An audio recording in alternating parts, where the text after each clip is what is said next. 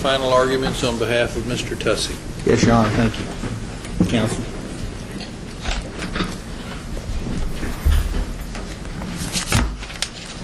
Whenever I'm in a trial, I invariably before closings, I don't hardly sleep at all. I just lay in bed and think about the case and what I'm going to say and how I feel about the case and all that. And I've not been doing this nearly as long as Mr. Eggert has, but I've tried a lot of cases. And the overwhelming feeling that I have about this case is fear. And it's because the only way Alec Tussey can be convicted of something in this case is if I've screwed it up. Because there is literally no proof against him. In 25 years, I've never seen a case with less proof. We all talk about in jury selection about how if I just sit here and ask no questions and introduce nothing and don't do anything and they don't prove their case, what is your verdict? And everybody says, not guilty. And we say, that's right, I don't have a burden. I could have done that in this case. I could have sat there for 2 weeks and not said a word. Unfortunately, much like, some of my clients, when they tell them they have the right to remain silent, they just don't have the ability. I could have sat there, I just couldn't. And one of the reasons for that is when this happened, Alec Tussey and Austin Pretty were 19 years old. I told you in jury selection I've got 4 teenagers. This, being in the wrong place at the wrong time, can happen to anybody.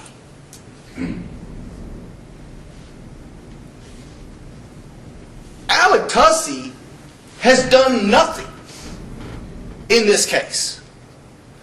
Now, I submit to you, I don't disagree. There's one thing Mr. Eggert said that I disagree with, and that's I'm the best lawyer in the state. I'm not even the best in this room. But he didn't shoot it. He never discharged a weapon. He didn't rob anybody. He didn't plan to rob anybody. He did nothing. The only thing that he has done that has made him sit in this chair is refusing to tell their lies. Because if he'd have told the lie that this one told, he'd have been done too.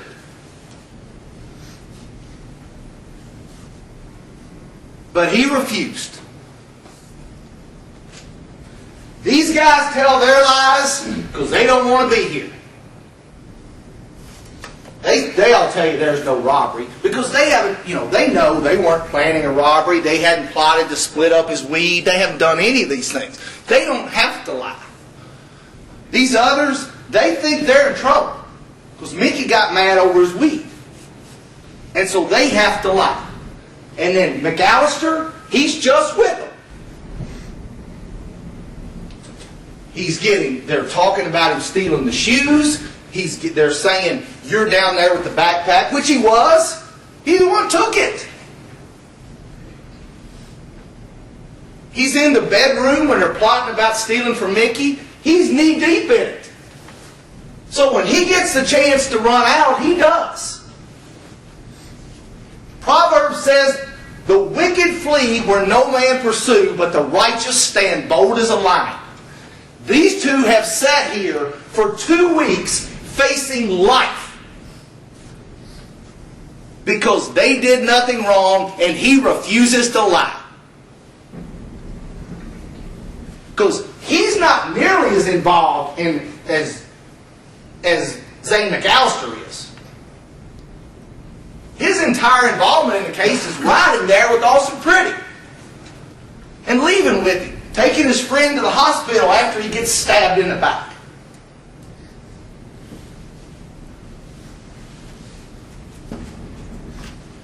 So if I have gotten a bit emotional throughout this trial, one of the reasons is I can see how this could happen in my family or anybody's family that I know. But also is I resent the way this case has been handled. They know these people are lying. They know they're liars. They lie to them. It says throughout they lie. then they go to the grand jury and just say, yeah, the eyewitnesses say they robbed him and he killed him as a result.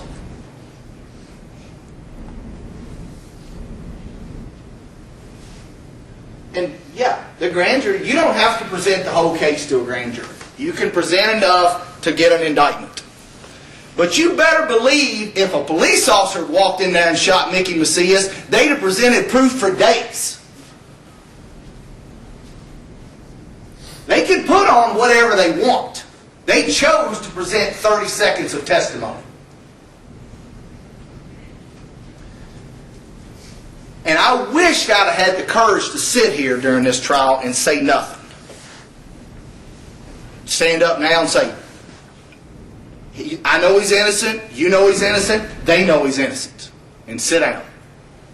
As much patience as you guys have had, you probably deserve that. But I don't have the courage to do that. Because I knew how little proof there was in this case when it started, I kept a tally of how many times Alec Tussey's name was mentioned without being prompted by a direct question of what was Alec Tussey doing.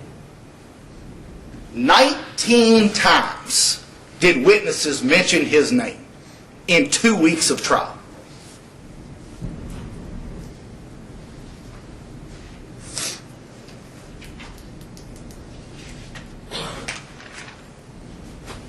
The only thing, in 2 weeks, the only thing they have proven is what we admitted to when it started. These guys plotted to steal weed. Mickey Macias gets a knife looking for his weed. He's swinging his knife. He stabs Austin Pretty, and Austin Pretty shoots him in self-defense. And they spent 2 weeks proving that. When we admitted it to you the first day.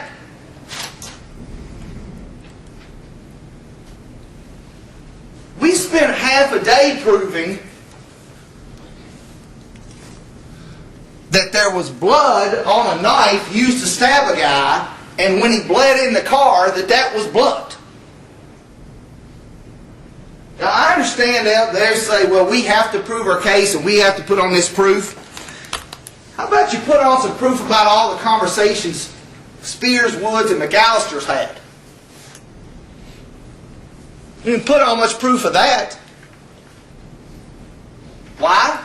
Because it's all bad for them.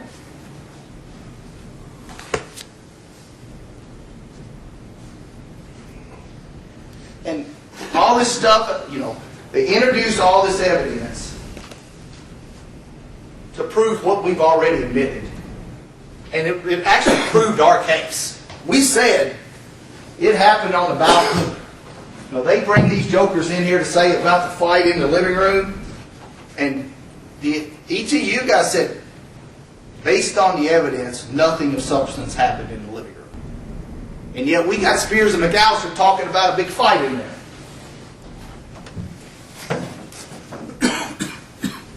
And Mr. Eggert covered it, but I do want to talk about it just briefly, about how they're running from Tyler Spears. Yeah, they're running from him after we gutted him in front of you. They sure didn't run from him on direct. And you're allowed to impeach your own witness. If you know he's lying and you've got a statement that he's lying, you can go up and show it to him and say, you lied here, didn't you? You don't have to wait till we do it. You don't even have to put him on when you know he's a liar. Say, well, he was an eyewitness. It doesn't, if what he says isn't believable, no matter what it is, you don't have to put him on a witness stand.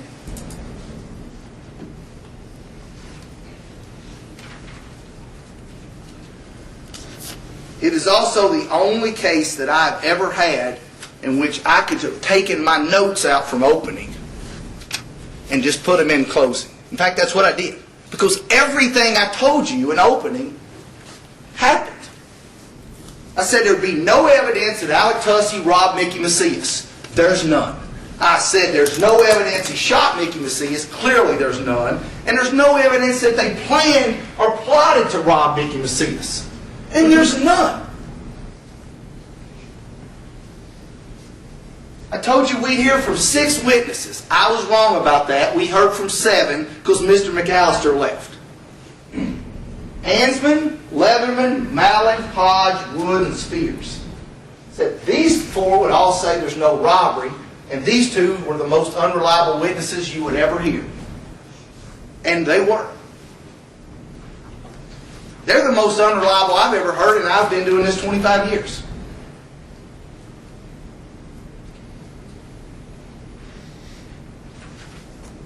Also told you that these guys, and you can lump McAllister right there with them, their stories would be externally inconsistent with the other witnesses.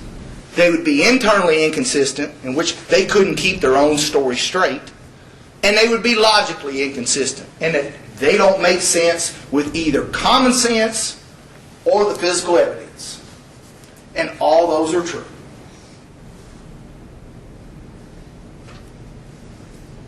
But, I actually am looking at my notes from opening right now. After Macias pulls a knife and stabs Pretty, and he is shot in self-defense, Woods and Spears think they may be in trouble. And so that's where this robbery story comes from. We know he wasn't being robbed. He had $1,100 in his pocket.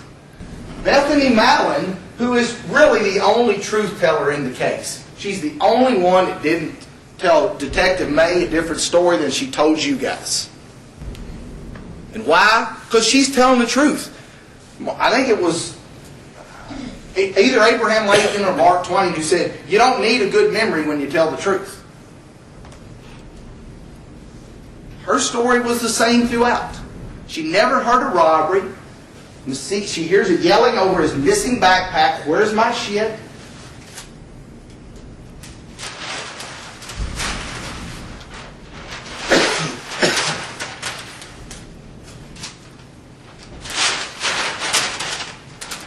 The other thing, I didn't even write down what she said. I was so wrapped up. The other thing I realized is I use much worse language than Mr. Egger does. She says, where's my stuff? Somebody took my shit. He pulls a knife to get it back. Right?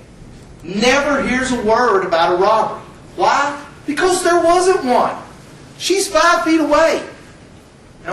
Mr. Egger covered it too about just the logical inconsistencies of this robbery story. You're going to pull guns on somebody to rob them, and they say, hold on a second, let me go get a knife. Right? I'm not going to let him go get a knife. I'm not even going to let him go to the bathroom. Or I'm going to rob somebody who knows what kind of car I'm driving. Yeah, Alec Tussey just robbed me and he's driving a green BMW down Sharon Lane. It's ridiculous. And, these guys, Spears and Woods, they've been stealing from me from the start. And Mr. Egger covered it, and I'm not going to keep going. They've made up, he stole from him. He lies to him about stealing from him. He finally catches him on it. And then he's got this text message where he's using the same alibi in this case. How dumb do you have to be when they've got a text message of your previous alibi and you just use it again? Or, and here's the one question I don't know. Did they call Alec and Austin to come over that night to smoke weed with the plan on making them the scapegoats at the start? Because we know they did, and there's no proof to this robbery. But was that their intention?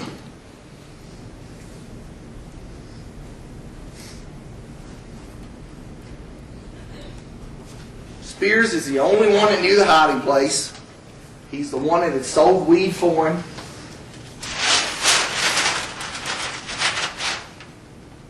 This is where he's talking about stealing the lien and then lying to you guys about it. I don't think that's it. But he knew where it was kept and where the hiding place was. And he and Woods and McAllister had reached an agreement that if anybody got it, we'll split it up. So when this thing goes bad, they know something better happen. And we got to get it off of us. And so they blame it on these two. Again, let's blame it on Zane's friends. We tried that once before. Worked out okay. And not only have they reached this agreement, we've got confirmation from everybody that they're in the room talking about it.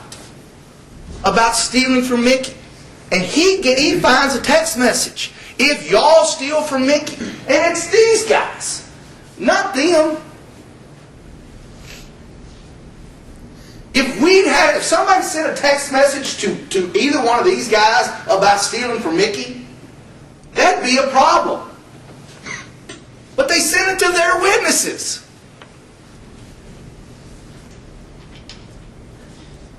It's ridiculous. What they have tried to do, we've proven to you. We don't have a burden to prove a thing.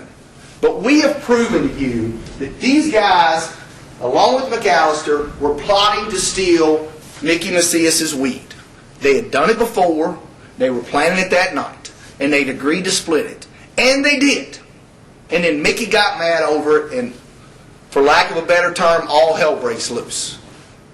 And they have tried to create a reasonable doubt as to what we've proven to you.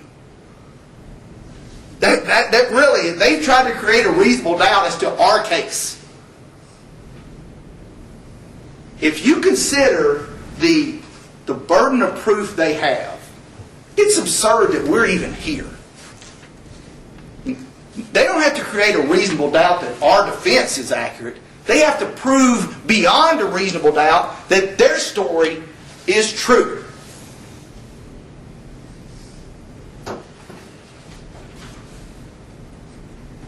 Spears and Wood and McAllister are there when the money goes missing. They're there in the room when the plan is made to steal from Mickey and the text message is sent. They're there when the shoes go missing. And they're there when the backpack goes missing. And as Mr. Eggert covered, Woods tells Detective May when Mickey pulled the fat knot out is when Alec and Scoot came up with the idea to rob him. And Detective May said, well, they weren't even there. Sometime along this way, you got to think, I'm going to quit believing what this guy's telling me. But instead, I'm going to go in front of the grand jury and say, yeah, he said Aaron Woods said there's an armed robbery. He and Tyler Spears. And at that time, that's the only two.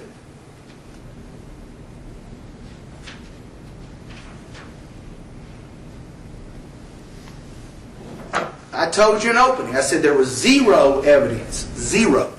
Not, when I drew on the diagram in jury selection about scintilla of evidence, probable cause, preponderance, clear and convincing and beyond a reasonable doubt, there's not a scintilla of evidence that they planned a robbery. Not one single thing. There's not a text message. There's not a phone call. There's not a witness that heard a conversation. There's nothing.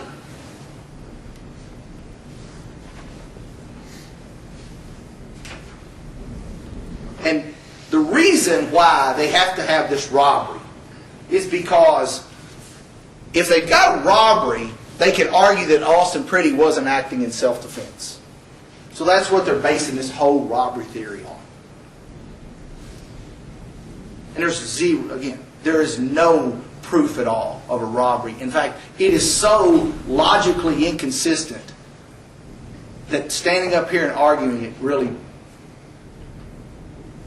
pushes the bounds of credibility.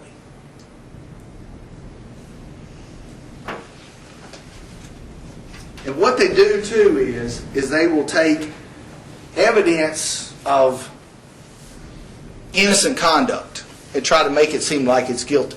That, well, he had a weapon. Yeah, nobody disputed that he had a weapon. Never got fired. But it's somehow evidence of guilt that he's involved in a robbery, that he's wearing an open carry gun. All the witnesses, they saw it. They'd seen it before. When they were there before, they said, is it a problem? But somehow that's evidence that we introduced the gun into evidence. Wasn't used for anything, but we'll spin innocent conduct into somehow evidence of guilt. Taking his friend to the hospital who's about ready to die. Somehow that's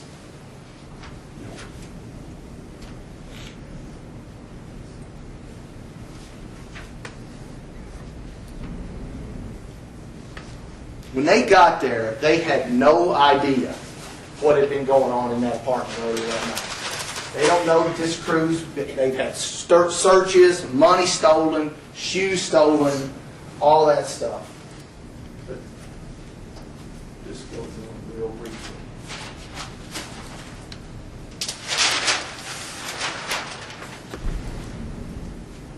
The conversation regarding stealing, are all these people there? Letterman sends the text at 1:42 a.m. Y'all were talking about robbing. Again, that's not these two. Jennifer Ansman, the search occurred before we even got there. We arrived about 2. 4 times she hears he's got a knife before she heard anything. She never saw Prettier Tussey until after she saw a knife and gunshots. Said Alec used to come to Mickey's old apartment. Again, he's robbing a guy he's friends with, according to their story. And she heard Mickey say, "Give me my stuff back." That line alone defeats the robbery story. Anybody that says they heard Mickey Macias say, "Give me my stuff back," or "Where's my shit," or anything like that, there's not a robbery if that's the case. I pull out a gun to rob Detective May. He doesn't say, "Give me my stuff back."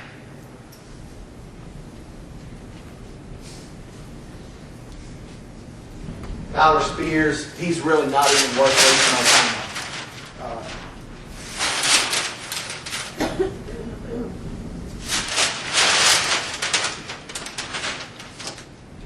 Although, I tell you one thing that was worth talking about is when Detective May was asking him,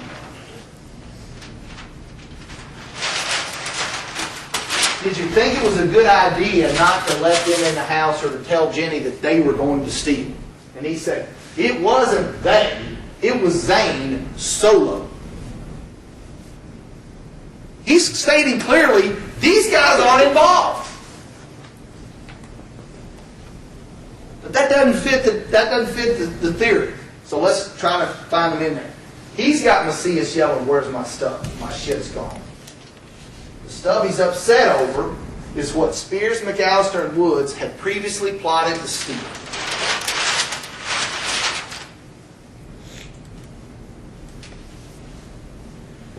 And he admitted to you guys that he lied to Detective May because he thought he might get in trouble.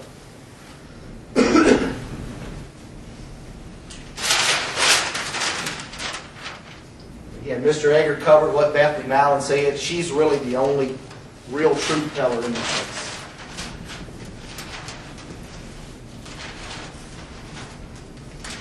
And Aaron Woods, a couple things about him.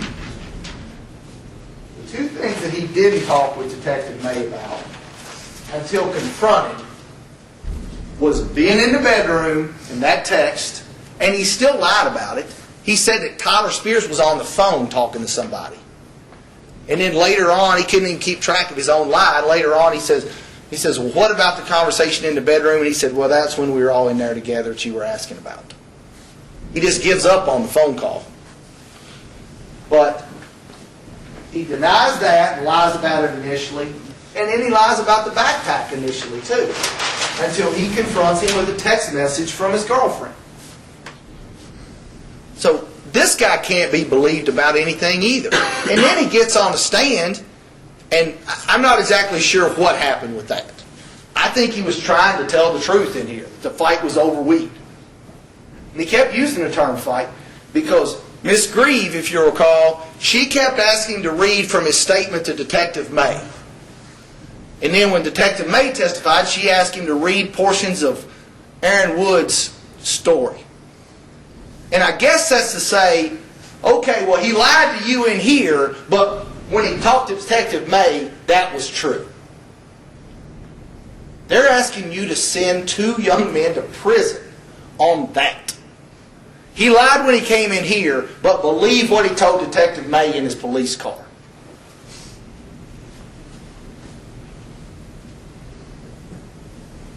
This was with Detective May, and this really does summarize the whole case.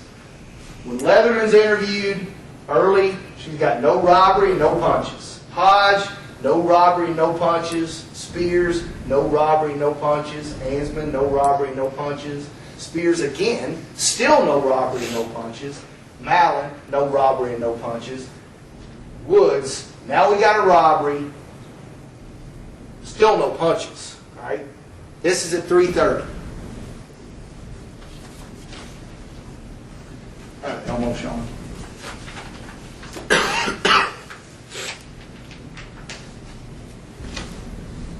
And we know, under my questioning,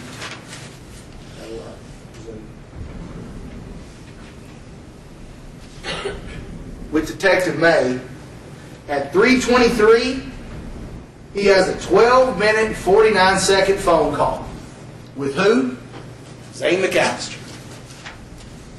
Now, all of a sudden, we got us a robbery.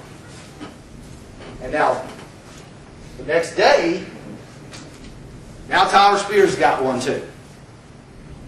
So these 3 guys, now there's robbery. But even Savannah Leatherman, her next says there's no robbery, no punches. Zane McAllister in his first interview says no robbery, no punches. And Jennifer Ansman in her third interview says no robbery, no punches. They can't, none of them can keep their own story straight. And none of them can be believed.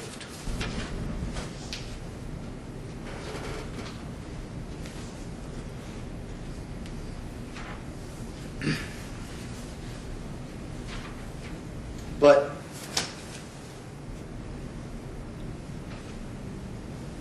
when you consider the proof that's been presented in this case, again, it's absurd that we're still here. But it's the fact that we're here says a lot more about the people at this table than it does the person at that table. Because he refused to lie to get out of here. And they gave deals to a guy to lie to get out of here. I mean, let's think about this for a second. Zane McAllister is facing a murder charge. Okay? And he's in jail on bond. And the Commonwealth, he admitted, they've objected and said, don't let him out on bond. He's too dangerous to be on the streets. And when he changes his story from I'm not guilty to I'm guilty and these guys committed a robbery, well now, not only is he not too dangerous to walk the streets, he can ride the elevator with you guys. Just because they say, well, he's on our side now. And what he testifies to is completely inconsistent with everything he's told him before. I guess it's the reverse of Aaron Woods. What he told me in my car in the station, that was all lies, but what he says in here is true. But Aaron Woods, what he says in here is all lies, but what he told me in my car is true.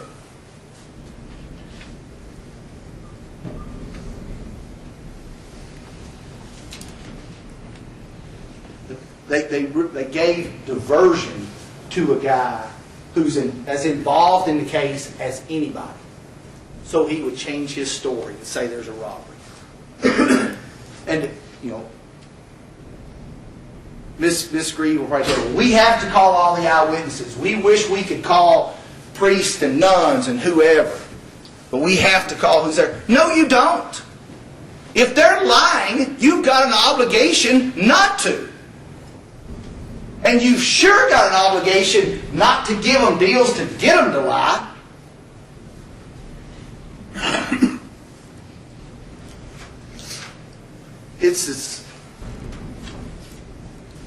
heard a story one time about the Seminole chief Osceola. He was walking down a path and he saw a snake there early in the morning. It was frozen to death almost. And like any, I guess, story like this, a snake can talk. And it says, I'm about ready to die, pick me up and, save my life, warm me up. And he says, well, you're a snake, you'll bite me. And he says, no, if you save my life, I won't. So he takes the snake back to his tent and warms him up with a fire. And as soon as the snake gets warm enough, he bites him. And he says, you told me you wouldn't bite me. And he says, it's your fault. You knew I was a snake when you picked me up. Well, that's what they're giving you right now. Aaron Woods and Tyler Spears and Zane McAllister are snakes. Don't pick them up. Now, they're handing them to you and say, here you go. Send these guys to prison based on it. But I'm telling you, don't pick them up.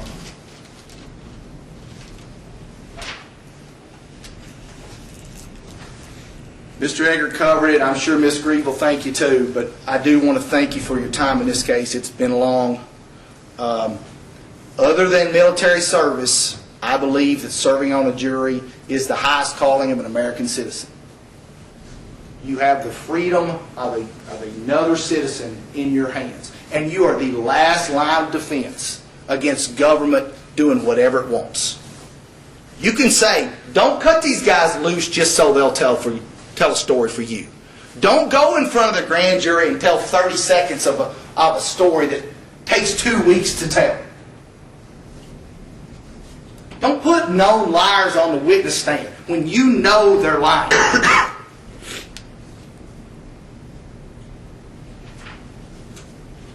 Their power is overwhelming. They can change testimony with the stroke of a pen. They can turn people out of jail if they want to. And they can put innocent 19-year-old kids on trial for murder when they know they did nothing wrong.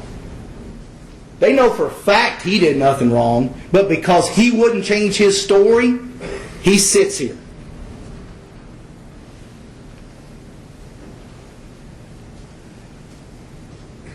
And the day may come when we lock innocent people away based on tactics like this and based on proof that they put on, like in this case. But not today. Thank you. Thank you, Mr. Romines.